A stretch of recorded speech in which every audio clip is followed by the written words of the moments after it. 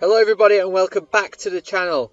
The next live event is here in Destiny 2 in the form of Crimson Days, and it brings with it some big changes to the Eververse loot game, with Crimson engrams and its rewards actually being available from playing the game.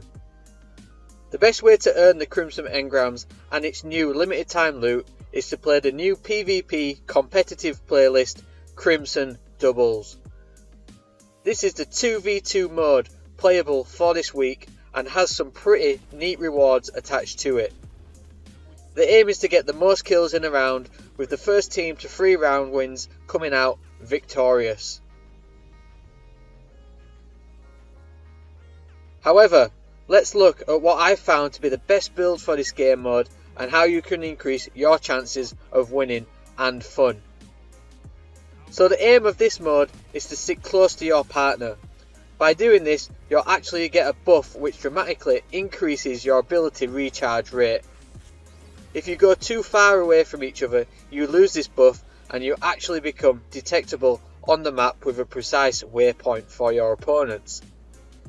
If one of you dies and you are then the sole survivor, you get a 10-second vengeance buff, increasing movement and reload speed. So the best way to do this is to hold down a point on the map, preferably near the heavy ammo spawn point. Now there's no better subclass arguably to hold down a point than the Warlock's Stormcaller. So let's have a look at why.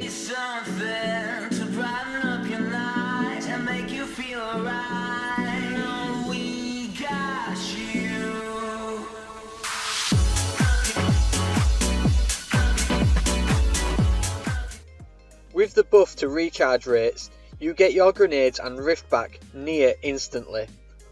Pulse grenades are king here, and although not as OP as double titan pulse grenades, they are still very effective. Mix this in with your Arc Soul rift ability from the Attunement of Elements skill tree and you become an electrifying nightmare for your opponents. Now this mixes in perfectly with the Crown of Tempest's exotic helmet, with its Conduction Tines perk granting increased recharge rate of your arc abilities with arc ability kills. Now if you're using this helmet with this Stormcaller build and you're holding down a point with your partner, you will have grenades all the time with a near permanent Arc Soul while stood in a healing rift. If you can get kills with your grenades and Arc Soul and melee anybody crazy enough to come close without a super, then you're going to be unstoppable.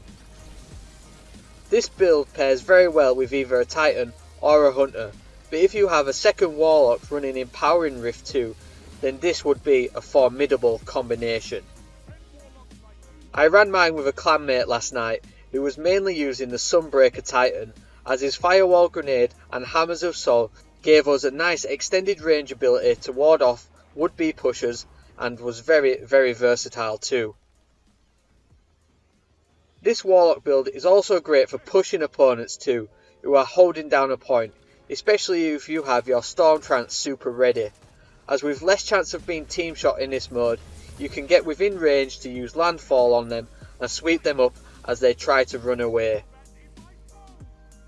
I love that this mode has brought Stormcaller back to PvP as a viable alternative to the meta, as it was fairly weak in the Crucible due to the team shots nullifying your super ability. The only other subclass that may beat this is the Striker Titan, but that all depends on playstyle and ability a bit more, with it only being 2v2. Personally, I'm quite enjoying Crimson Doubles. The recharge rate is a little like Mayhem, except it doesn't affect your super ability as much.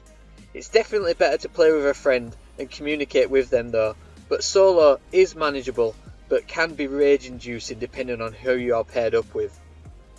The pacing is very good too, which is surprising given that it's 2v2, but it feels just about right. The rewards are quite good too in my opinion. I've got plenty of Masterwork armor drops from this too, which is good, and I'm guessing there's been a stealth buff to its drop rate too. Crimson engrams and the Crimson Exotic Sparrow are available as endgame rewards from this mode too. Plus, there's a neat little kill tracking emblem you obtain from Lord Shaxx to brag about your games and the amount of kills that you're going to get from this week. All in all, this is a great little fun mode to mix it up, and definitely a step in the right direction from Bungie.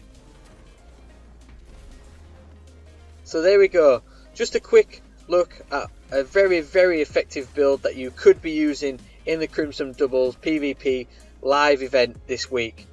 Please let me know what you think about this build in the comments section below, and also what you think about the Crimson Days live event as well. Please remember to like the video and also subscribe to my channel for more future Destiny 2 content. Find me on Twitch and also follow me on Twitter. Thanks for watching, cheers.